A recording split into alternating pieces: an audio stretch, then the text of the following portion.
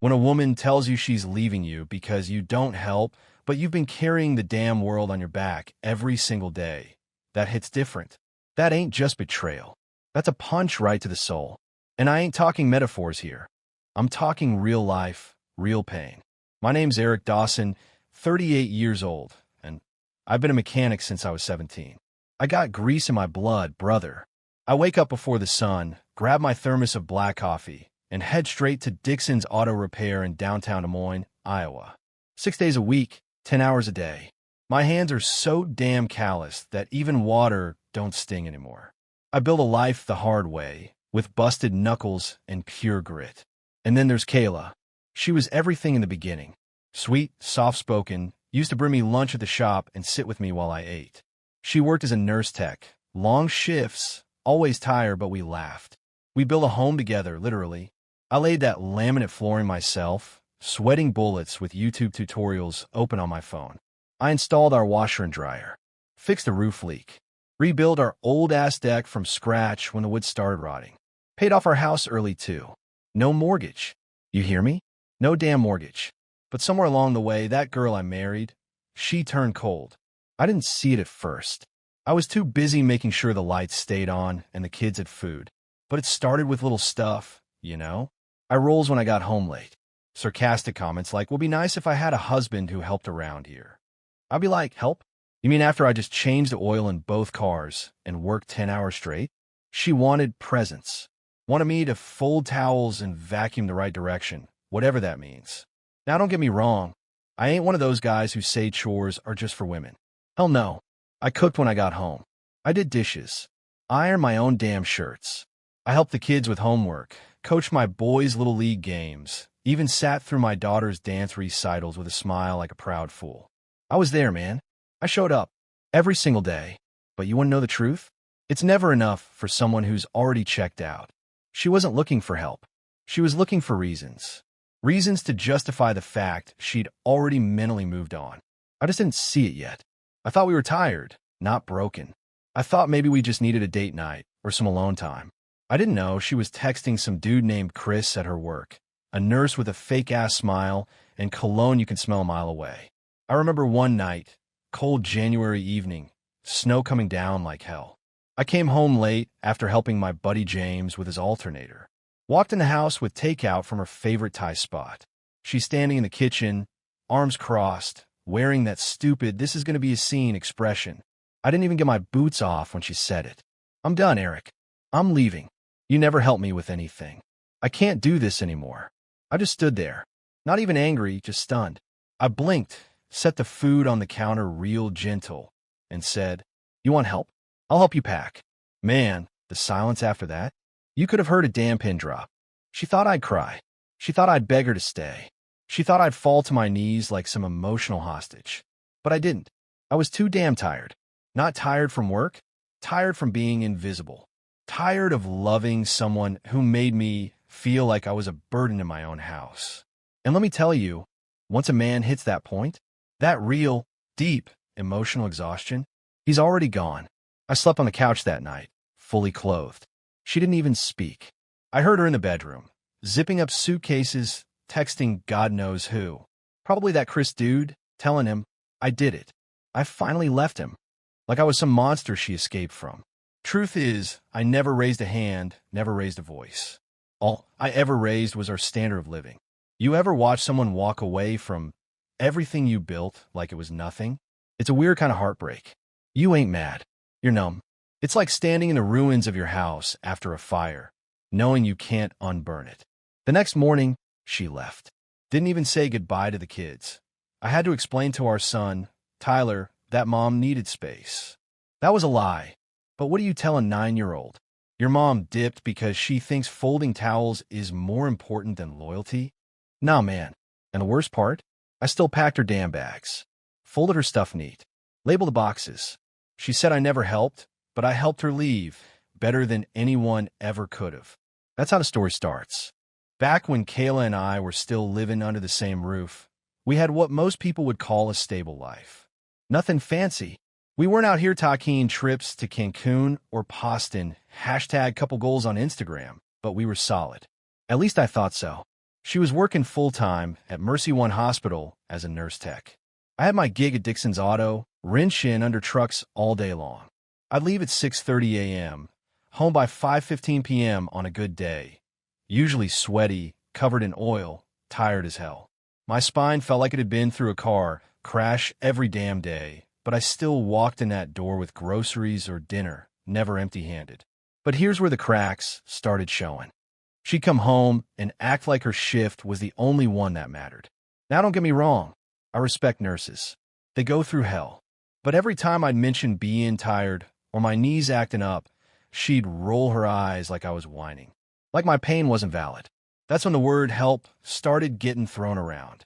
You never help me around the house. You never take initiative. You just come home and check out. Really? That's what we're doing now?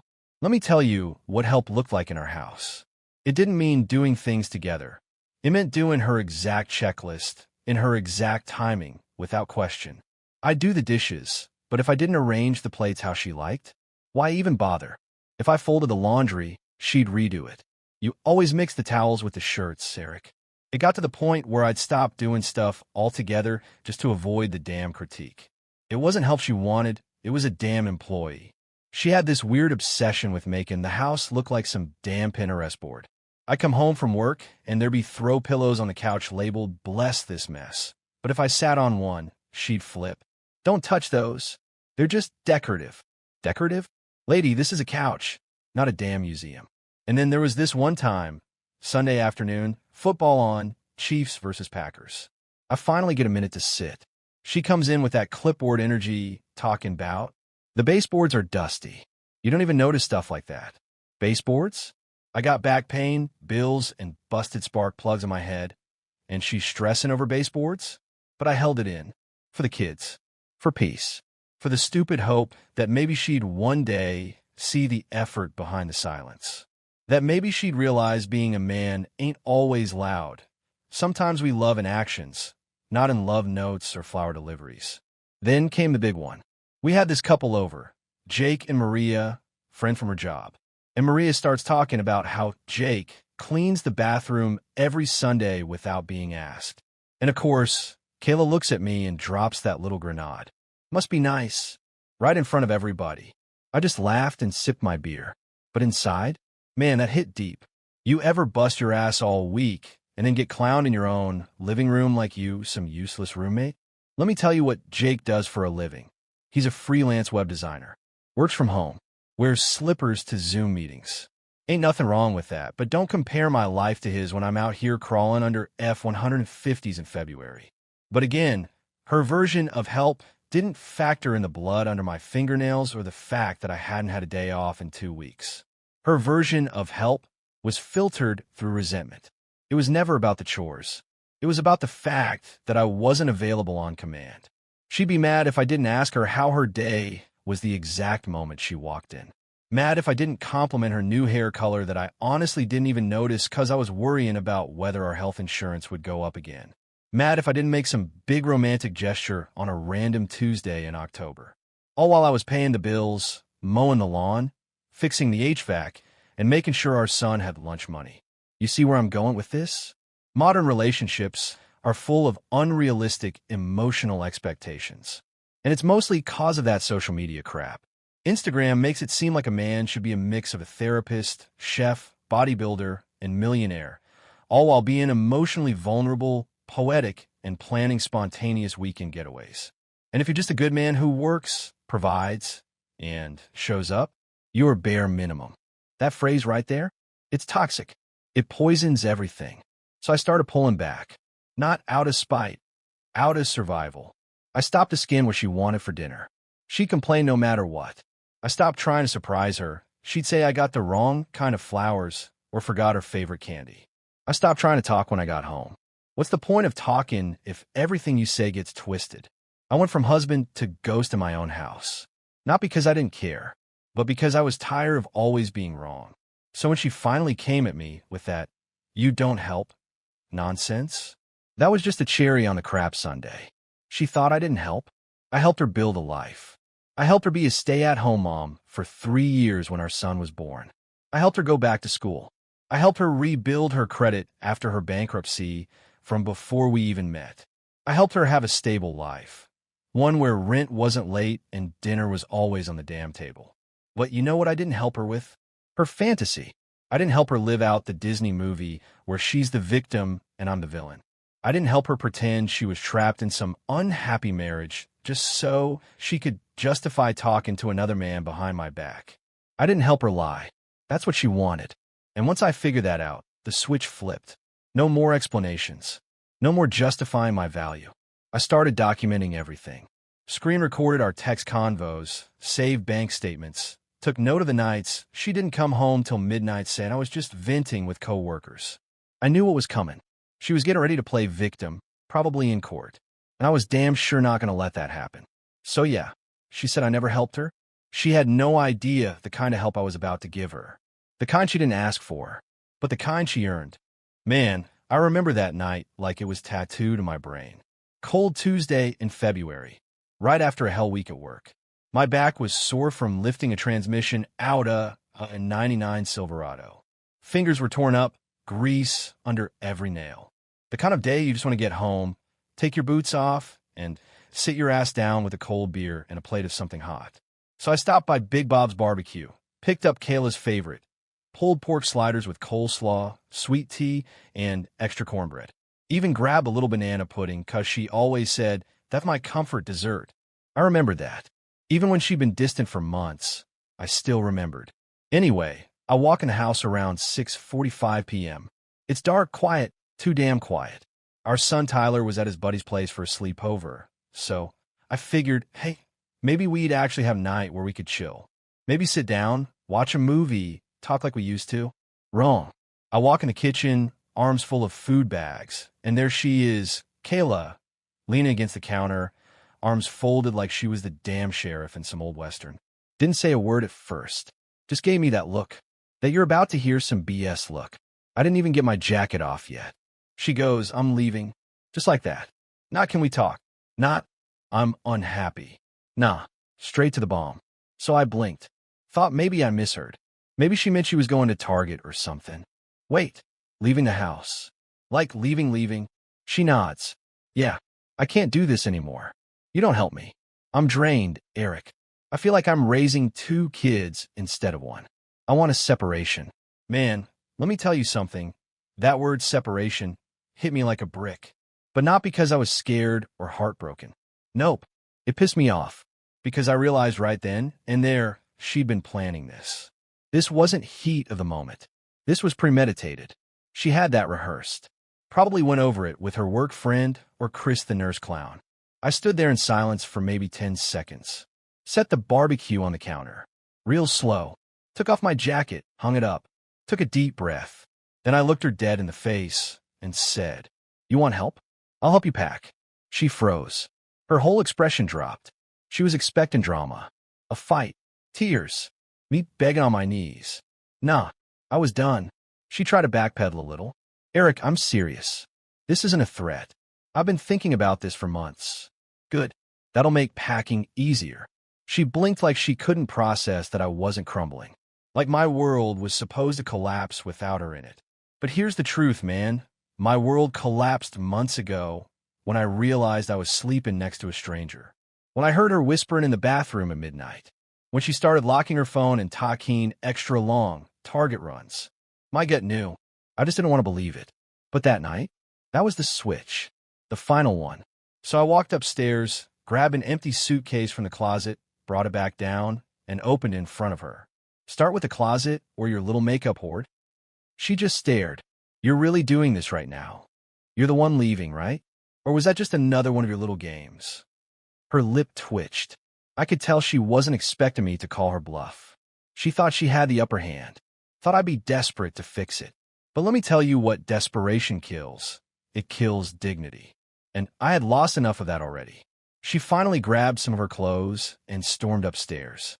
I sat at the table, cracked a beer, and ate the damn barbecue by myself. Didn't offer her a bite. Not one damn spoon of that banana pudding. Now, you probably think that's where the story ends. She packs, walks out, slammed the door, right? Not quite. She came back down 40 minutes later with tears rolling down her face. I didn't think you'd just let me go like that. I didn't even look up. You already been gone. This just makes it official. She wiped her face, sniffled, tried to play the guilt card. I gave you so much of my life. No, you gave me your conditions, not your love. She had no words. None. Just silence. She thought her leaving would make her the victim. Thought I'd beg. Maybe even promise to change. That's how it worked with her mom and dad. Her mom used to weaponize guilt to control the household. I never played that game. I offered to help her with the rest of her things. She refused, still trying to act like she had pride left. I called her bluff again. If you want me to carry your stuff to the car, I will. Just say it. She didn't. She shoved the suitcase out the door herself, damn near tripped on the steps. Didn't even take everything. Left half her crap behind, like she thought I'd hold on to it for her. Nope. That Saturday, I boxed it all up, labeled it, and dropped it at her sister's porch. Didn't even ring the bell. You know what's wild, though? The revenge wasn't me yelling. It wasn't some big social media post or telling our mutual friends the tea. It was me staying calm, quiet, focused, because the kind of woman that expects a man to fall apart when she walks out gets real messed up when he doesn't even blink. That's revenge in its rawest form. Peace she can't shake. The next day, I had the locks changed. Called the bank. Froze the joint credit card. Transferred my direct deposit to a new account. Called up Levine and Brooks, a tough family law attorney downtown. Booked a consult. Already had everything I needed. Texts, receipts, timestamps. And I got custody lined up too. Not out of spite, but cause I knew Tyler needed stability. Not a mom jumping between apartments and some half-baked affair. She thought she'd break me. What she really did was set me free. And man, when I tell you that freedom tastes better than any apology she's ever offered, I mean it. Look, when people ask me if I was mad that she left, if I cried, if I flipped out, I tell them straight. Nah, I wasn't cold. I was numb. There's a difference. Cold is when you feel nothing for somebody. Numb is when you felt everything for too damn long and finally hit empty. Let me tell you how it all unfolded. Not in some movie magic caught her cheating in bed kind of way. No, it was slow, quiet, creepy even. The kind of truth that sneaks up on you and makes your stomach twist for weeks before it finally clicks. Real life keeps moving. So the day after she left, I didn't call her, didn't text, didn't ask where she was staying. I just started moving like a man on autopilot. Went to work at Dixon's Auto, same as always. Oil changes, brake jobs, talking crap with my coworker Zach, who's always 3 Red Bulls deep by 10 a.m. But while I was talking apart a busted radiator on a Dodge Durango, something hit me. Not like a realization, more like a memory I'd ignored. A few weeks before the split, Kayla started getting real sketchy with her phone. I ain't the jealous type, never been. But when your wife suddenly starts sleeping with her phone face down and turns the brightness down to 5%, even a loyal fool starts connecting dots. One night, I walked in while she was doing laundry, which apparently means sitting on the dryer scrolling TikTok with earbuds in. When I passed by, she damn near jumped and locked her phone like a teen caught watching porn. That ain't normal. The text that told the story. Now, I never went through her phone during the marriage. That was a line I respected. But the night she left, that was war. And in war, you gather intel. She forgot her old iPad in our bedroom closet, still synced with her messages. I didn't even want to look at first. My hand hovered over the screen like it was a damn bomb. But then I thought, nah, I deserve to know. And boy, did I find out. His name was Chris.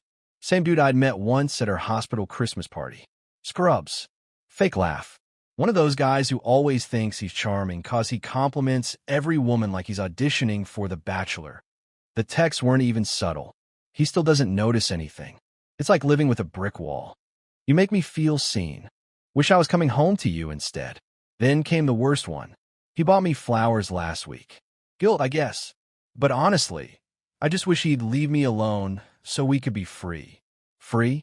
I was working overtime, putting food on the table, and she's talking about freedom like she's in a damn prison. And the wildest part? I didn't even feel rage. I just sat there, staring at the screen, thumb scrolling like a zombie. My mouth was dry. My eyes weren't even blinking. I wasn't shocked. I was validated. Everything made sense now. The red flags I ignored. Let me be honest with you. The signs were there. Real ones. She stopped saying I love you back.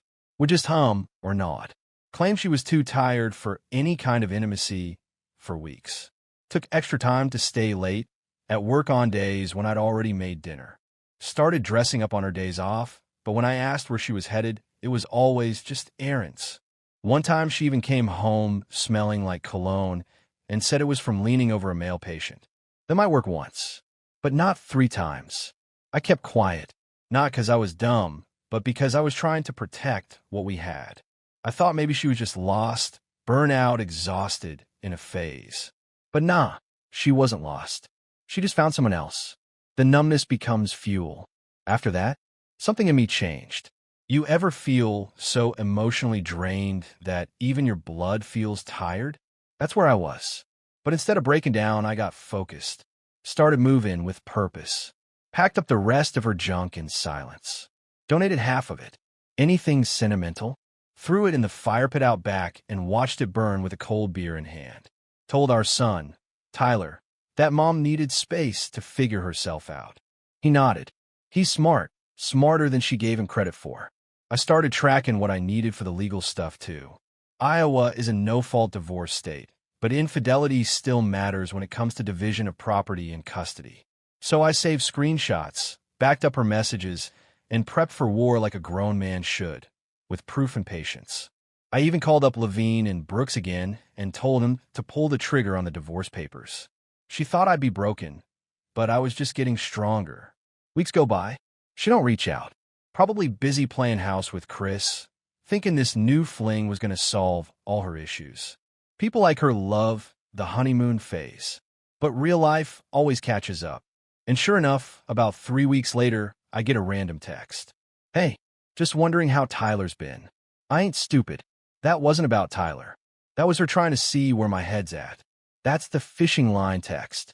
They want to see if there's still a hook in your heart they can tug. I left it on read. The next day, another text. I miss our family. I made mistakes. Still didn't reply. Couple nights later, she showed up at the house. Hair messy, eyes swollen, hoodie half zipped like she ran out the door mid-breakdown. I stepped out on the porch. Eric, I don't know what I was thinking. I didn't say anything. Just stared at her. Calm. Chris wasn't who I thought he was. He's not stable. He's got his own mess. I thought maybe... No, I cut her off. You thought wrong. I just thought too long. She started crying. Like full-on tears, hands shaking, all that. I walked back in, shut the door, and locked it. And that right there was the cleanest revenge I ever served. No screaming. No drama. No dragging her through court for every dime, even though I could have. Just silence. Distance. Peace. And here's what most people don't get. Revenge don't always come with noise. Sometimes it's just living well without the one who thought you couldn't. Now, I wake up early, hit the gym 3 times a week, keep the shop hours steady, and I get home to a house that's quiet but not empty. There's no drama. No passive-aggressive comments. No fake smiles. Just me, my son, and a peace she'll never know again. Look, when your wife cheats on you, lies to your face, gaslights the hell out of you for months, and then walks out claiming you're the bad guy because you don't help enough, you got 2 choices. Lose your mind or lawyer up. I chose the second. I'm not gonna lie. That first week after she left, it was weird. Like coming home to an empty house that still smelled like her perfume, but had none of her presents. You know what I mean? Her closet was half empty, toothbrush gone, but her hair was still in the damn shower drain. She didn't even take all her shoes. Just dipped like she had somewhere better to be. And let's be honest, she probably did. Chris, that was the guy. But whatever. I wasn't going to spiral over a dude who wears fitted scrubs like he's modeling for Grey's Anatomy. I had bigger things to deal with now, like making sure she didn't walk away with half of everything I built. So the next Monday, I booked a consultation with Levine and Brooks, one of the better family law offices in town. My buddy James went through a brutal divorce last year. Wife cheated, tried to take the house and the truck. James recommended Mr. Levine. Said the guy was cold as ice in court and didn't blink once. That's exactly the energy I needed. I walk into that office, smelling like engine oil and sweat, still in my Dixon's auto work boots. This big glass building with shiny floors, clean chairs, and bottled water that probably cost more than a steak dinner. I didn't care. I wasn't there to impress. I was there to win. Levine, this sharp-dressed guy in his 50s with silver hair and the kind of calm that makes you feel like he already knows how the story ends, sits across from me and asks, "So, Mr. Dawson, tell me what's going on." I give him the whole rundown. 10 years of marriage. One son. She's a nurse tech. I'm a mechanic. No cheating on my end. Paid the mortgage every month, kept food on the table, did my part. Then boom. She says I don't help, walks out, and I find out through her old iPad that she's been texting this Chris dude from her job for weeks before she even left.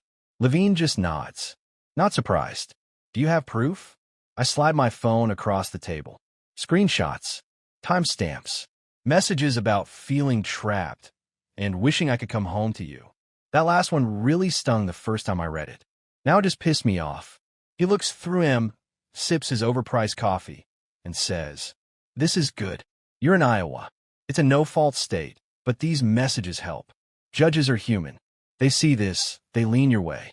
He starts talking strategy, custody, asset division, spousal support. I'm talking mental notes like I'm in boot camp. Turns out, even in a no-fault state, adultery still matters when it comes to leverage. And I had plenty of it.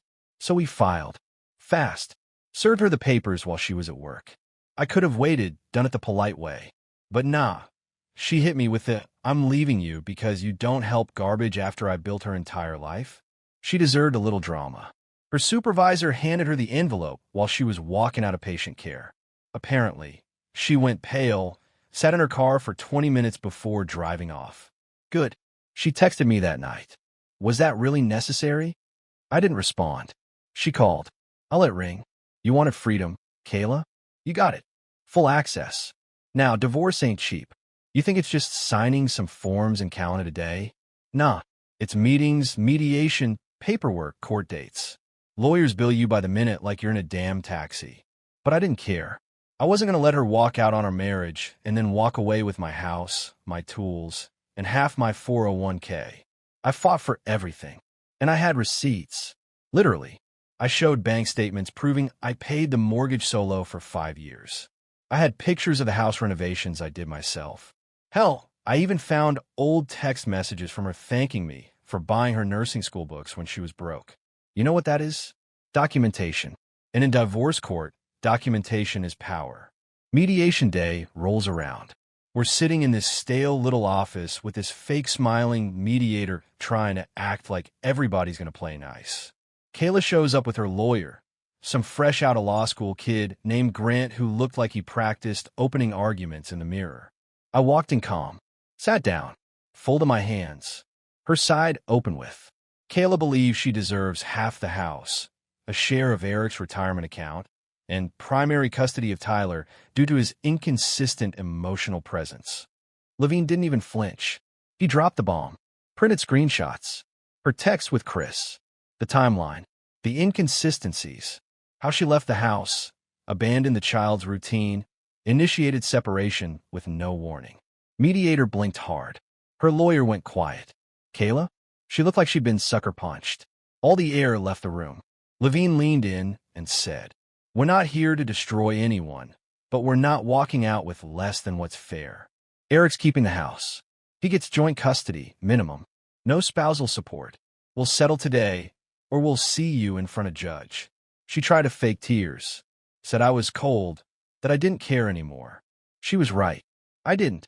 I had no hate in me, just clarity. And that's worse for them, when a man they thought would beg is just done. We settled that day. I kept the house, my truck, and full custody of Tyler every school week. She got weekend visitations and her own new lease. No alimony. No chunk of my retirement. Not even the washer and dryer. I helped her pack, remember? I wasn't going to help her profit. A week later, she messaged me. "I didn't expect you to go this hard." I replied for the first time since she left. That's the problem. You never expected me to choose myself. Now I wake up in a house that's finally quiet, the good kind.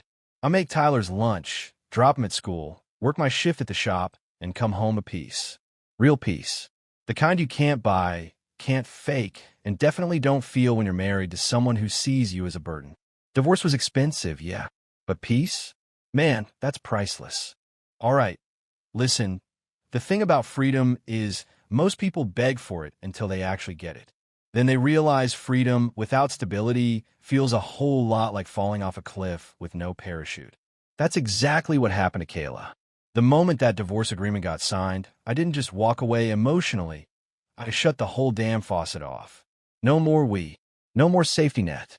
No more backup plan. You wanted independence? Cool. Hope you enjoy every bite of it with your new man and a stack of bills that don't pay themselves. Let me walk you through how I handled it, step by step. No fluff, just real life moves. First thing I did, locked everything down. Bank accounts? Gone. I pulled all my money from our joint checking the same day she walked out. Transferred every cent into a solo account at U.S. Bank in my name only. Closed the credit cards with both our names on them. I wasn't about to keep paying for her lattes and Target runs while she was sneaking around with Chris. She texted me 2 days later like, "Hey, my card isn't working." I replied, "Must be that freedom you ordered. Looks like it came express." No answer after that. Then I hit up my insurance agent, Tom, good guy, drives a beat-up Chevy Tahoe, and talks like he lives in a Bass Pro shop. I told him, remove her from the auto insurance, life policy, health, all of it. She had her own job, right? Let her figure it out like a grown-up. Oh, and the streaming services? Netflix? Gone. Spotify Family Plan? Canceled. Hulu? Out of here. My name, my bill, my remote. I wanted her to feel it. Every single time she went to watch something, stream something, shop something, she'd get hit with a login screen. That's not petty. That's called boundaries. The same kind she clearly never learned to respect. Now let's talk about the house. She left it. She thought I'd maybe sell it, split the cash, or beg her to come back so Tyler didn't grow up in a broken home. Nah, I repainted the living room, changed the curtains, switched out the pictures, burned the ones with her face in them, and the locks changed. Fast. I even upgraded to one of those Ring security systems. Now if she even breathes near the front door, I'll get an alert. She ain't got a key. She ain't got a welcome mat. She ain't got a home here anymore. Let's talk about the ride. The car she used to drive? That was my name on the title. A 2016 Nissan Rogue I'd been making payments on for 4 years. She didn't take it when she left, thought I'd keep paying for it while she Ubered around with Chris. So I had it repossessed the second she missed the first agreed-upon payment. Simple, legal, effective. She tried to guilt-trip me. How am I supposed to get to work now? I told her, same way you got to his house. Asked him for a ride. Again, silence. You'd think she'd get the message by now, but no. Some people gotta hit rock bottom twice to realize it's not a trampoline. Then came the apartment. She moved into this fancy little place downtown. High ceilings, granite countertops, all that aesthetic Instagram garbage. You know the kind. She posted pics like her life was a reboot. Said stuff like fresh start and finding myself. But I knew her salary. I knew what she made. Nurse tech money is decent, but not luxury loft rent and dinner every night money. Especially not when Chris the Charmer starts pulling away. And he did. It always happens. The dude who flirts when you're married is never the same when you're single. Fantasy becomes reality, and reality's a lot less sexy when the bills come due and the love notes stop. I heard from mutual friends that he bailed on her about 3 weeks after she moved out. Said he wasn't ready for something serious. That's guy code for, I didn't sign up to be your plan B. And now she's out here struggling, trying to keep up appearances like she's thriving, but it's all falling apart. Posting old vacation pics like they're current. Sharing quotes about healing and growth. I know those posts. They're not for self-love. They're targeted missiles. She wants me to see him, want me to react. But I don't. Not a like. Not a view. Not a DM. I removed her from everything. Facebook, unfriended. Instagram, blocked. Phone, muted. Email, filtered straight to trash. I turned her into a ghost. She doesn't exist in my world anymore. Let me tell you why that's revenge in its purest form. It's not about hurting her. It's about protecting me. Because a woman like Kayla, she don't come back because she loves you. She comes back when life slaps her and she needs shelter, a place to land, a safe space to cry in while blaming you for her own choices. And I ain't that man anymore.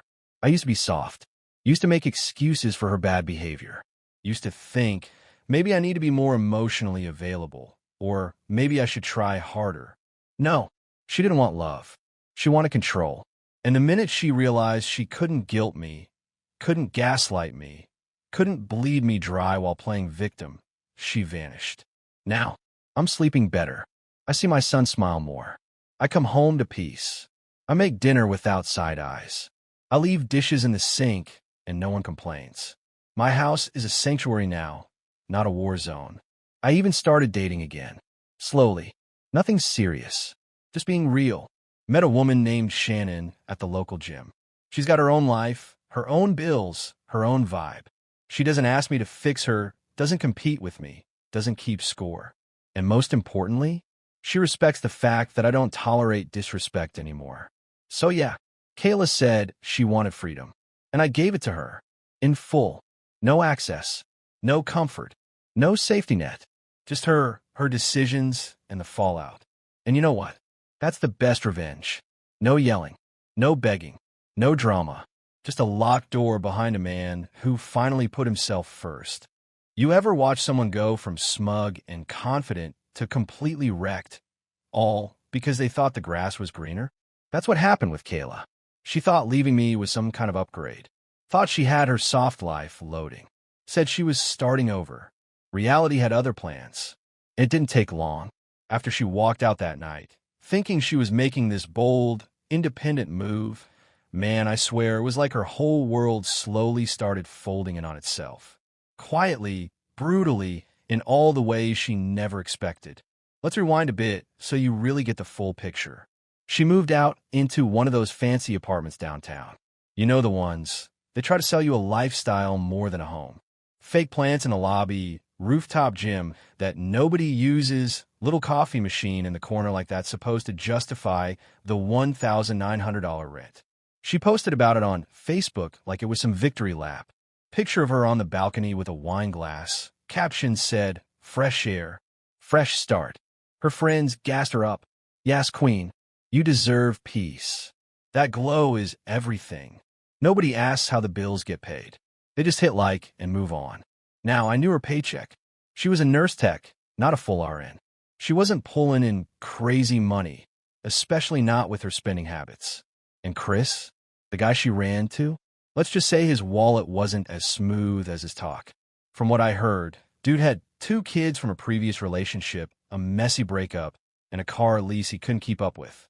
He played the role for a while, brought flowers to her job, took her out to dinner a couple times. But when she moved out and expected him to actually be there, he started pulling back real fast.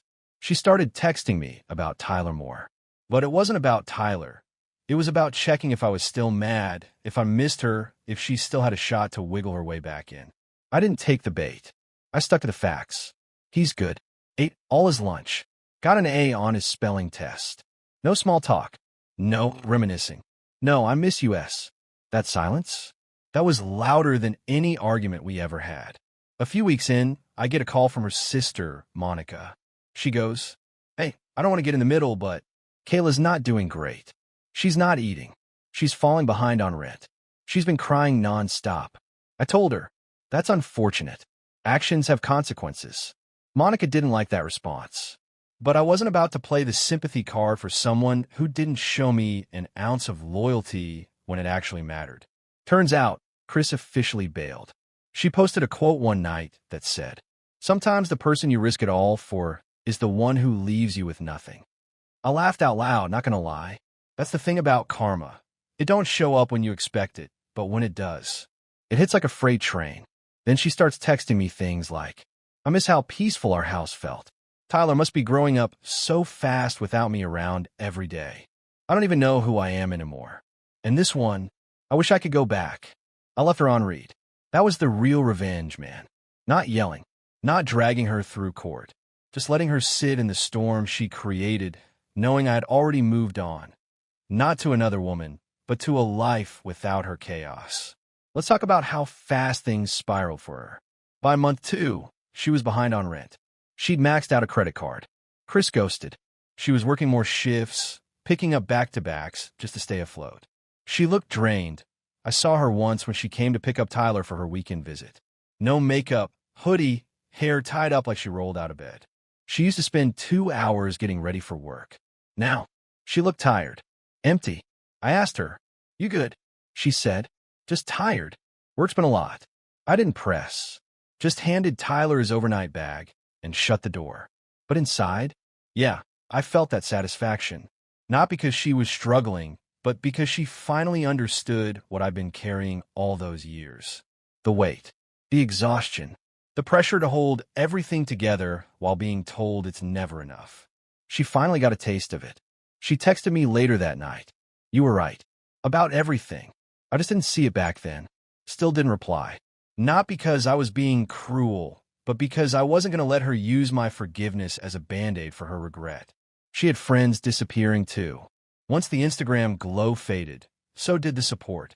Nobody wants to stick around when the vibe goes from girl boss to meltdown. She was alone.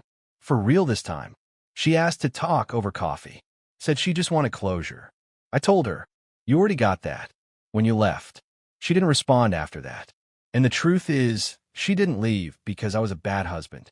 She left because she thought she could do better. Thought she could have the safety of a loyal man and the thrill of someone new at the same time. And when that fantasy fell apart, she came looking for the comfort she threw away. That ain't how life works. You don't burn the bridge and then complain about the cold. Meanwhile, I was living. For real this time. I started waking up early again, not out of anxiety, but out of peace. Took up carpentry in the garage. Built Tyler a new bed frame. Went back to the gym. Found my rhythm again. The silence in the house. It didn't hurt anymore. It felt clean, and people noticed the difference in me. My mom said, "You look lighter." I told her, because I stopped carrying someone who was never really on my side. The irony? Kayla did me a favor. She removed herself before I had to. She exposed herself before I had to keep wondering. And because of that, I got to rebuild, not just my house, not just my bank account, but my sense of self. And she's still trying to post throwbacks to convince people she's okay. But we both know she ain't. And I ain't savon her. She saved herself from me. And that was her biggest mistake. Look, when a relationship crashes and burns, a lot of people lose themselves trying to keep the peace, trying to stay civil, especially for the kids. I get it. You don't want your son growing up in a war zone. You don't want your daughter thinking love means yelling and silent treatment. But at some point, you got to realize protecting your kids don't mean tolerating someone else's chaos. That's where I was, standing in the middle of a wrecked marriage with a 9-year-old boy looking up at me, expecting answers, and a woman on the other end crying crocodile tears, talking about, "We need to talk," when really she just wanted me to clean up the mess she made. Let me break it down. After the divorce was finalized and she walked away with nothing but her own choices, I shifted gears. No more drama. No more thinking about who she's texting or what she's doing at 10 p.m. It was all about Tyler now. That boy is everything to me, and I wasn't about to let her guilt or regret mess with his stability. We had shared custody, yeah, but I pushed hard for primary physical custody, and I got it. Why? Because I was consistent. I showed up. I had proof I'd been handling damn near everything before she even left. From the parent-teacher conferences to the 5 a.m. cereal runs when he was sick and throwing up in bed.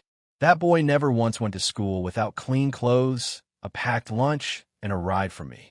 I built a routine, solid, structured, no room for chaos. Wake up at 6:30. Make breakfast. He likes scrambled eggs with a slice of cheddar. White toast, no crust. I pack his lunch, drop him off at school by 7:45, and I'm at Dixon's Auto by 8. I hustle till 5, pick him up from aftercare, we eat, do homework, shoot hoops in the driveway, then lights out by 9. Simple, stable, real life. Kayla? She'd flake on her weekends. Said she was tired, or had to pick up a shift. Sometimes she'd ask to reschedule last minute cause something came up, and I knew what that meant. She wasn't choosing work, she was choosing avoidance. Guilt is heavy when you know you blew up a family. And instead of fastening it, she ducked out. But that ain't my job to fix. I wasn't about to start covering for her just so she could play victim in her own story. One time, Tyler came home from a rare weekend with her, sat on the couch, and just looked off. I asked him, "You good, bud?" He shrugged. That's all. Just a shrug. Like all the words got stuck in his throat. Eventually, he said, "Mom cried the whole time. She said she missed you. Man, I had to step outside for a second. Took a deep breath, because I wanted to say a lot of things. But none of them were for a 9-year-old's ears. So I sat back down and said, hey, you know grown-ups mess up sometimes, right? But it ain't your job to make anyone feel better about it. He nodded. That kid's smarter than I ever was at his age. That's when I made the decision. From now on, I ain't shielding her from the consequences of what she did. If she wanted to be in his life, she was going to have to earn it. No more cover stories. No more me pretending she's trying when she's barely showing up. You don't get to disappear and still call yourself Mom of the Year. She tried pulling the emotional card, too. Texted me one night. I don't think Tyler likes being around me anymore. What are you saying to him? I said, I tell him the truth. That you love him, but you're figuring things out. That's more grace than you gave me. She stopped texting after that. She wanted me to fix her image, to convince our son that she was still someone he could depend on, while she was busy figuring out who she was without us. But kids aren't dumb. They don't care about your hashtags or your fake healing journey. They care about who tucks them in, who shows up to the game, who remembers the name of their best friend. And that was me. Every time, Tyler started to skin deeper questions. Why'd Mom leave? Was it my fault? Are you ever getting back together? Those hit hard. I didn't sugarcoat, but I didn't poison the well either. I said, she didn't leave because of you. She left because adults sometimes forget what really matters. But I'm here. That's what you need to remember. He asked me once if I hated her. I said, no, I just don't trust her anymore. And that's not the same thing. And that right there, that's the core of it. I didn't spend my energy trashing her to our son. I just lived in truth. Showed him what consistency looks like. What love without manipulation feels like. She kept trying to creep back in. Dropped off gifts at the door. Sent videos of her thinking of him during her shifts. Once even showed up to his school without telling me, just to say hi. The school called me. Told me she wasn't on the pickup list that day. I had to drive down, have a calm but firm talk with the principal, and then with her. Don't ambush your kid to make yourself feel better. That's not parenting. That's guilt in a costume. She cried. Again. But I didn't move. Tears don't mean change. Actions do. She started realizing that no matter how many apologies she whispered through text or how many late-night calls she tried to sneak in, I wasn't the one she needed to convince. Tyler was. And you can't fake it with kids. You either show up or you don't. Eventually, she stopped trying so hard. I think she finally got it. This wasn't about winning me back. This was about facing the reality that she walked away from 2 people, not just one. I never kept him from her. But I wasn't about to force a bond that she wasn't willing to put the work into. That ain't my job anymore. You want to be a parent? Show up. On your part. Build from the ground up, the same way I had to after you left. And that's the kind of revenge people don't see coming. I didn't slam her on social media. I didn't scream in her face. I just raised our kid the right way while she dealt with the mess she made. And now, he looks at me like I'm unshakable. And she's just someone he used to live with. That's the real win. You know what nobody tells you? That the real healing don't come from finding someone new, or getting revenge, or even hearing the words, I'm sorry. Real healing? It's when you wake up one day and realize you ain't waiting for a text. You ain't hoping she changes. You're just free. That's where I landed. After all the court drama, the fake apologies, the broken promises about visitations, the late-night guilt trips, I was done. Like truly done. And not in that bitter, I'll never trust again kind of way. No, this was different. This was calm. Clear.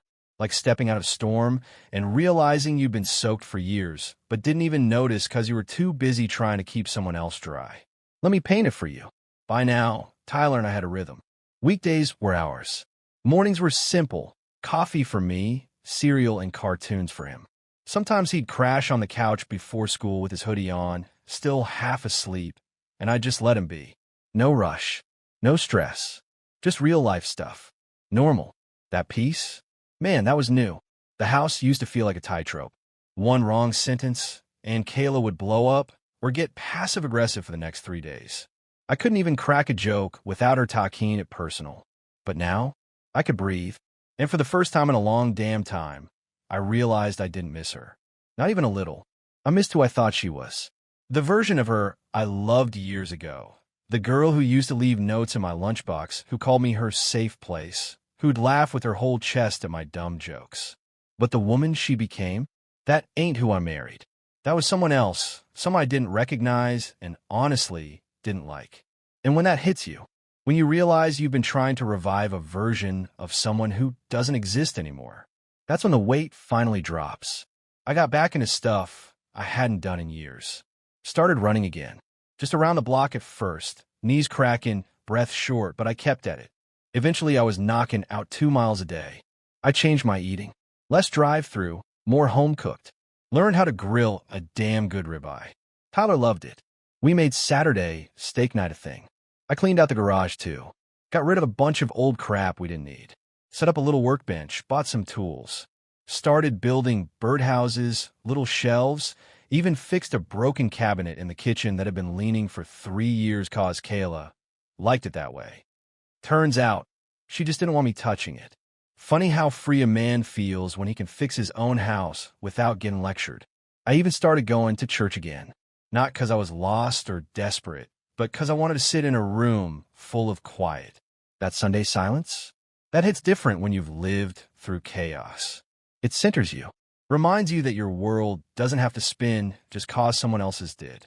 Tyler was blooming too. Grades went up. He laughed more. Asked deeper questions. He even told me one day in the car, "You seem happier, Dad." That one stuck with me. Kids know. They always know. He didn't say it, but he didn't have to. He could feel the shift. No more tension in the kitchen. No more closed doors with muffled arguments. No more fake smiles at dinner. Just me and him living life. Now, don't get me wrong, Kayla still tried. I miss our family texts. Maybe we could grab coffee attempts. But I didn't fall for it. Because here's the truth. You don't invite poison back just cause the bottle's got a new label. She'd asked me if I hated her. I told her no. I don't hate people. I just remove when they've shown me who they are. That's not bitterness. That's called boundaries. And once I built those, man, everything changed. Work got better. I got offered a supervisor spot at the shop. Bigger paycheck. More flexibility. They said they noticed how focused I'd been lately. That's the kind of thing people pick up on when you stop drowning and start swimming. And one day, just like that, someone new walked into my life. Not in some dramatic way. No sparks flying. Just a regular moment. I was grabbing groceries, frozen peas, and a six-pack, and bumped into this woman, Shannon, in the produce aisle. She made a joke about me picking the wrong kind of apples. I laughed. We talked, and then we kept talking. Turns out, she'd been through her own version of hell. Divorce. Kids. Lies. She got it. We didn't have to explain the baggage. We just respected it. I didn't rush it. Took my time. Didn't introduce her to Tyler till months later. And when I did, it wasn't awkward. It was real. She brought over board games. They clicked. She didn't try too hard. She didn't pretend. She was just present. That's what love is supposed to feel like. Not like an audition. Not like walking on eggshells. Just two people who see each other, scars and all, and still choose to stay. Kayla found out, of course. Word gets around in a town like ours. She didn't text. Didn't call. But I saw her reaction in the sudden drop-off in her social media posts. The vague quotes stopped. The selfies stopped. The captions turned from healing to growth requires solitude. That's code for, I'm losing and I don't know how to say it. But I didn't rub it in. I didn't say a word. Because silence? That's the loudest answer a man can give. So yeah, her love used to mean everything to me. I chased it. Fought for it. Lost sleep over it. But now I've got peace. And peace don't yell. It don't lie. It don't cheat. Peace don't ask you to be someone you're not. It just lets you be. And after everything I went through, that feels better than her love ever did.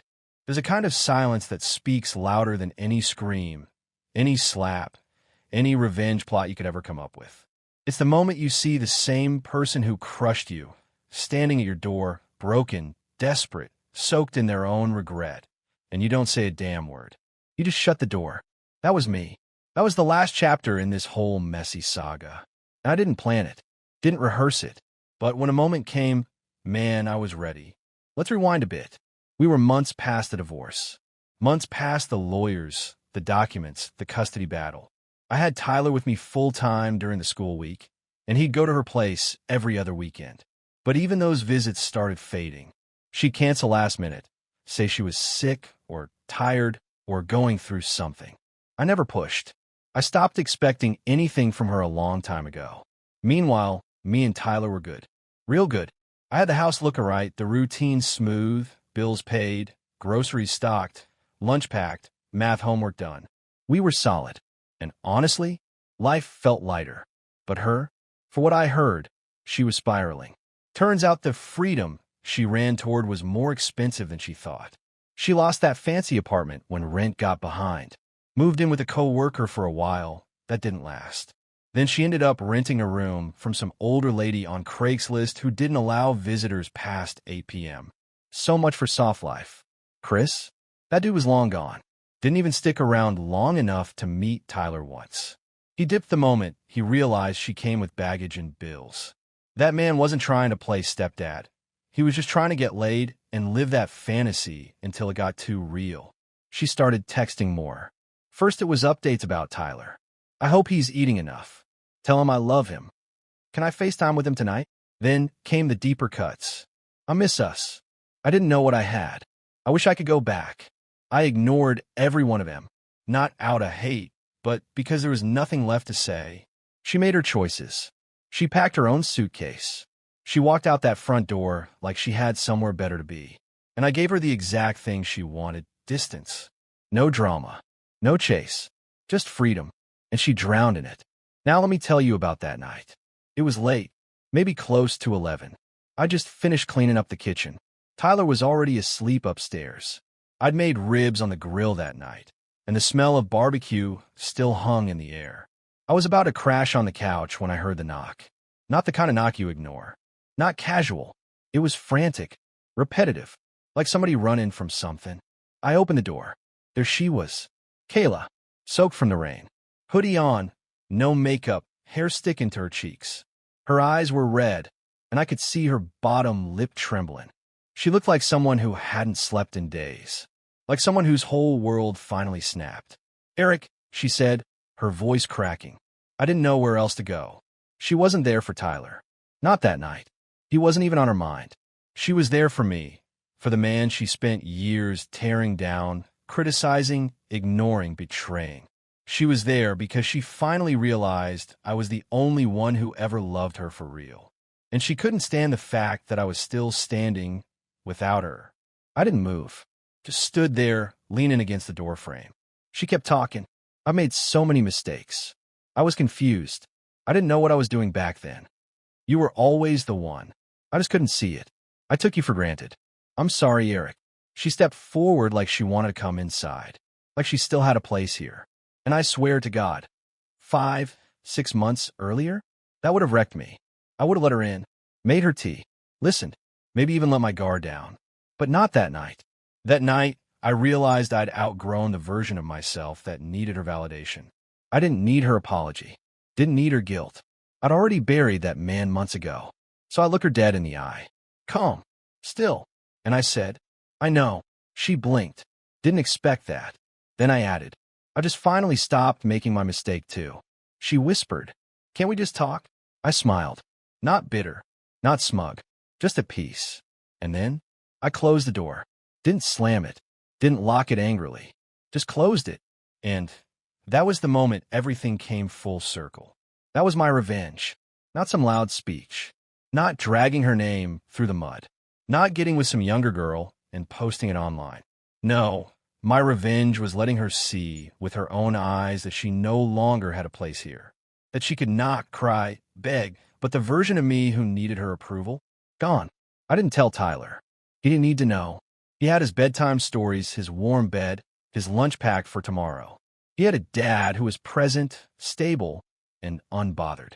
And she was just a closed chapter, a story that ended with a doorknob turning. The next morning, I made pancakes, took Tyler to school, hit the shop by 8. Business as usual. The world kept spinning. Because once you find peace, you don't trade it for chaos. Not ever again.